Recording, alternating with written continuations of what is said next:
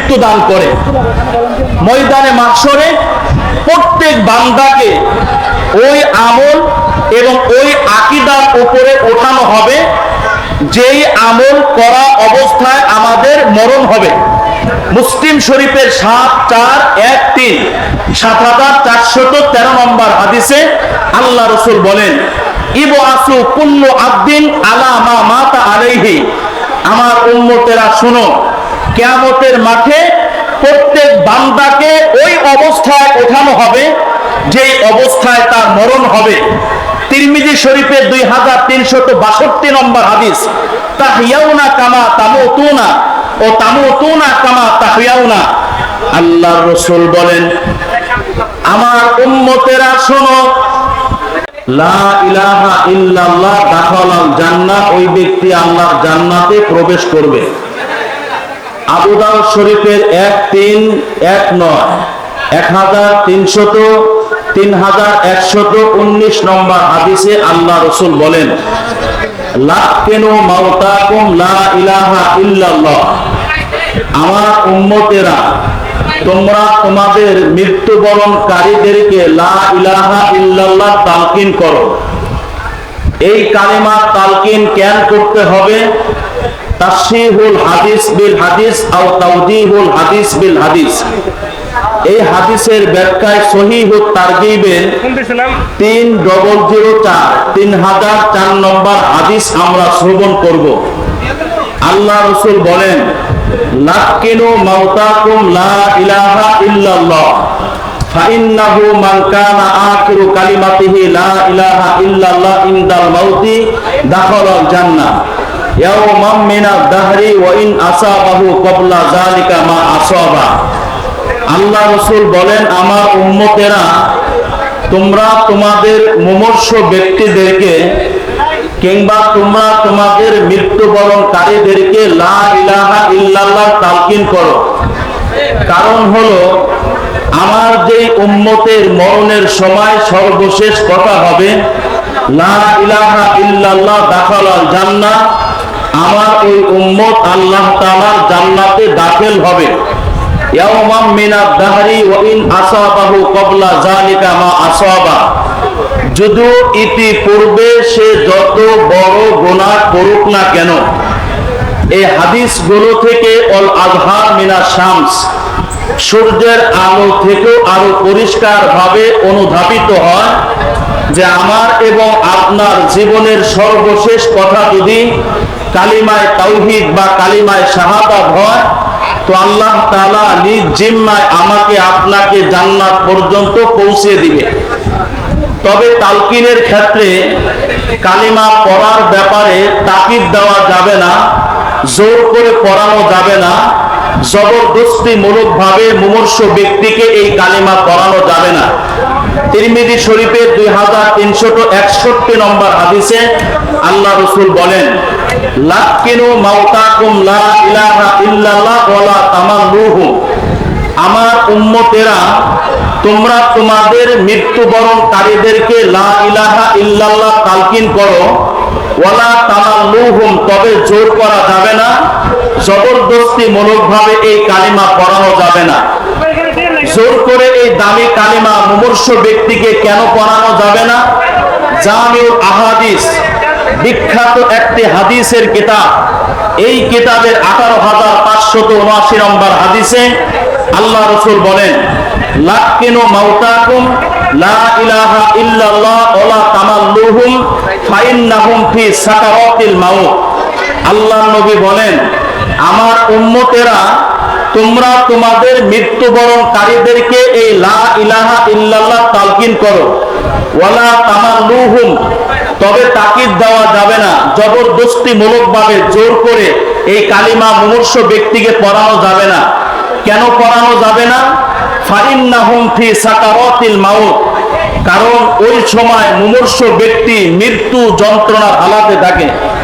যেহেতু সে মৃত্যু যন্ত্রণার হালাতে আছে, এমন অবস্থায় কালিমার তালকিন করার ব্যাপারে আমরা যদি তাকে তাকিদ দেই কিংবা জোর করি, এমনও হতে পারে আল্লাহ এই গোলাম এই কালিমা ইনকার করে বসতে পারে, অস্বীকার করে বসতে পারে। যখন অস্বীকার করে বসবে তখন তার মরণটা ইমানের হালাতে হবে না, বরং তার মরণটা হবে বেঈমানের হালাতে। এজন্য আল্লাহ রসুল বলেন যে আমার উম্মতেরা কালিমার তালকিন করবা ঠিক আছে, তবে এই তালকিন করার ব্যাপারে জোর করা যাবে না। এই কালিমার তালকিন করার সিস্টেম হলো মুমূর্ষ ব্যক্তির আশেপাশে জীবন্ত মানুষগুলো বসে তারা জোরে জোরে এই লা ইলাহা ইল্লাল্লাহ জিকির করবে। জীবন্ত মানুষগুলো যখন জোরে জোরে এই কালিমায় তাওহীদ পাঠ করবে বা কালিমায় শাহাদাত পাঠ করবে, তো তাদের দেখা দেখি এই মুমূর্ষ লোকটা অন্তত যদি একবারও এই কালিমা তালাফফুজ করে, এই কালিমা পাঠ করে, আল্লাহ রসুল বলেন দ্বিতীয়বার তাকে পড়ানোর ব্যাপারে আর জোর করার দরকার নাই। তো শুভ অন্তিমতা এক নম্বর আলামত বা এক নম্বর উপসর্গ হলো মরণের সময় কালিমায় তাওহীদ বা কালিমায় শাহাদাত পড়া অবস্থায় ইন্তেকাল হওয়া, মৃত্যুবরণ করা। শুভ অন্তিমতার 2 নম্বর আলামত হলো নেকি কিংবা আমলের হালাতে কিংবা আনুগত্যের হালাতে মৃত্যুবরণ করা। নামাজের হালাতে মৃত্যুবরণ করা, অথবা জিকরুল্লাহর হালাতে মৃত্যুবরণ করা, কিংবা তাহাজ্জুদের জায়নামাজে মৃত্যুবরণ করা, অথবা সিয়াম সাধনার হালাতে মৃত্যুবরণ করা। এগুলো এটারই প্রমাণ বহন করে যে তার অন্তিমতা শুভ হয়েছে, তার খাতেমা বিল খায়ের নসিব হয়েছে। প্রমাণ জগৎ বিখ্যাত হাদিসের কিতাব মুসনাদে আহমদ, এই কিতাবের 12-2-3-5 12235 নম্বর হাদিসে আল্লাহ রাসূল বলেন ইযা আরাদাল্লাহু বিআবদিন খায়রান ইসতা'মালাহু, আল্লাহ তাআলা তাকে ভালো কাজ করার তৌফিক এনায়েত করেন, আর এই ভালো কাজের হালাতেই আল্লাহ তাআলা তাকে মৃত্যু দান করেন। এই হাদিস থেকে বোঝা গেল নেকি এবং আনুগত্যের হালাতে ইন্তেকাল করা শুভ অন্তিমতার আলামত। 2 নম্বর প্রমাণ মুসনাদুল বাজ্জার, এই কিতাবের 2310 নম্বর হাদিসে আল্লাহ রাসূল বলেন ইযা আরাদাল্লাহু বিআবদিন খায়রান আসালাহু, ক্বালু ইয়া রাসূলুল্লাহ আমা আসালুহু।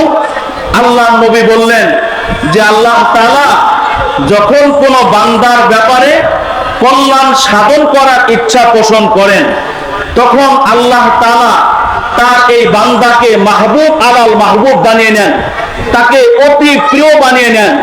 ক্বালু ইয়া রাসূলুল্লাহ ওমা আসালুহু, সাহাবায়ে কেরাম আরজ করলেন ওগো আল্লাহর নবী, আল্লাহ তাআলা কেমন তাকে প্রিয় বানিয়ে নেন? ক্বালা ইয়াফিকুহু লিআমালিন সালিহিন সুম্মা ইয়াকবিদুহু আলাইহি। আল্লাহ রাসূল বললেন যে আল্লাহ তাআলা মরণের আগে তার এই বান্দাকে প্রিয় বানানোর ব্যাখ্যা হলো আল্লাহ তাআলা মরণের আগে তার এই বান্দাকে ভালো ভালো কাজ করার তৌফিক দান করেন, আর ওই ভালো কাজের হালাতেই আল্লাহ তাআলা তাকে মৃত্যু দান করে। ময়দানে মাহশরে প্রত্যেক বান্দাকে ওই আমল এবং ওই আকীদার উপরে ওঠানো হবে যেই আমল করা অবস্থায় আমাদের মরণ হবে। মুসলিম শরীফের 7413 নম্বর হাদিসে আল্লাহ রাসূল বলেন ইবআসু কুল্লু আবদিন আলা মা মাতা আলাইহি। আমার উম্মতেরা শুনো, কিয়ামতের মাঠে প্রত্যেক বান্দাকে ওই অবস্থায় ওঠানো হবে যেই অবস্থায় তার মরণ হবে। তিরমিজি শরীফের 2362 নম্বর হাদিস তাহইয়াউনা কামা তামুতুনা ও তামুতুনা কামা তাহইয়াউনা।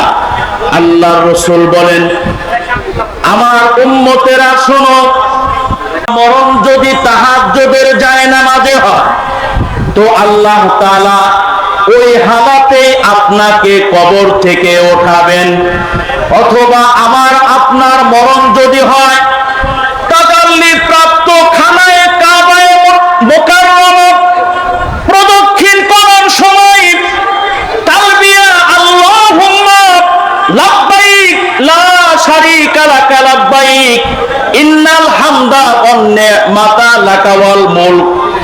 এই তালবিয়া পাঠরত অবস্থায় যদি আমার আপনার মরণ হয়, আল্লাহ তাআলা এমন হালাতে কবর থেকে আমাকে উঠাবেন যখন আমার আর আপনার জবানে এই তালবিয়া থাকবে, তখন আমার এবং আপনার জবানে এই তালবিয়া থাকবে। বুখারী শরীফের 1850 নম্বর হাদিসে আল্লাহ রাসূল বলেন, ইদফিনুহু বিসাউবিন ও সিদরিন, ইগসিলুহু বিসাউবিন ও সিদরিন। আমার উম্মতেরা, তোমাদের মধ্য হতে যদি কেউ ইন্তেকাল করে, তাহলে তোমরা তাকে পানি এবং বরই পাতা দিয়ে গোসল দিয়ে দাও। ও কাফিনুহু ফি সাউবাইন, দুইটি কাপড় দিয়ে তাকে কাফনের কাফন পরিয়ে দাও। ওয়ালা তামাসসুহু তিবান, সুগন্ধি লাগাবানা। ওয়ালা তুখাম্মিউ রাসাহু, মাথা ডেকে দেবানা। ওয়ালা তুহান্নিতু, কর্পূর ইত্যাদি তার শরীরে মেসেজ করে দিবানা। ফাইন্নাল্লাহা তাআলা ইয়াবআতুহু ইয়াউমাল কিয়ামাতি মুলাব্বিয়ান, কারণ হলো আল্লাহ তাআলা তার এই বান্দাকে কিয়ামতের মাঠে এমন অবস্থায় উঠাবেন, এই বান্দা আল্লাহ তালবিয়া পাঠ করতে থাকবে, এই বান্দা বসে বসে আল্লাহ জিকির আজকার করতে থাকবে। বুখারী শরীফের 2803 নম্বর হাদিসে আল্লাহ রাসূল বলেন, ওয়ালা ইকুলামু আহাদুন ফি সাবিলিল্লাহ আল্লাহু আ'লামু বিমা ইকুলামু ফি সাবিলি। আল্লাহ রাসূল বলেন, আমার যে উম্মত আল্লাহ রাস্তায় জখম হয়, আর আল্লাহ তাআলাই সর্বাধিক ভালো জানেন কে তার রাস্তায় জখম হয়। ইল্লা জাআ ইয়াউমাল কিয়ামাহ, ইল্লা জাআ ইয়াউমাল কিয়ামাহ ও জুরমুহু আবু আল্লাউনু লাউনু দামিন ওয়া রিহু রিহু মিসকিন।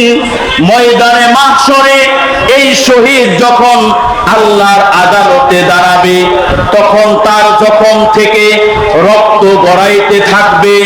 আল্লাউনু লাউনু দামিন, রং হবে, কালার হবে রক্তের। ওয়া রিহু রিহু মিসকিন, তবে ঘ্রাণ হবে মেশক আম্বরের। শহীদ যখন আল্লাহর আদালতে তার মাকবারা থেকে কিংবা তার মাধ্যম থেকে উঠে দাঁড়াবে, তখন তার জখম থেকে রক্ত গড়াইতে থাকবে। কালারটা হবে রক্তের, তবে এই রক্তের ঘ্রাণ হবে মেশক আম্বরের। আল্লাহু আকবার বলেন। রক্তের ঘ্রাণ হবে মেশক আম্বরের। এই হাদিসগুলো থেকে বোঝা যায় যে মুসলমানের সন্তানের মৃত্যুটা নেকি কিংবা আনুগত্যের হালাতে হবে, আল্লাহ তাআলা ওই হালাতেই তাকে ময়দানে মাহশরে কবর থেকে উঠাবে। আর এটাই শুভ অন্তিমতার 2 নম্বর আলামত। শুভ অন্তিমতার 3 নম্বর আলামত হলো মরণের সময় বা মুমূর্ষ ব্যক্তির কপাল ঘর্মাক্ত হওয়া।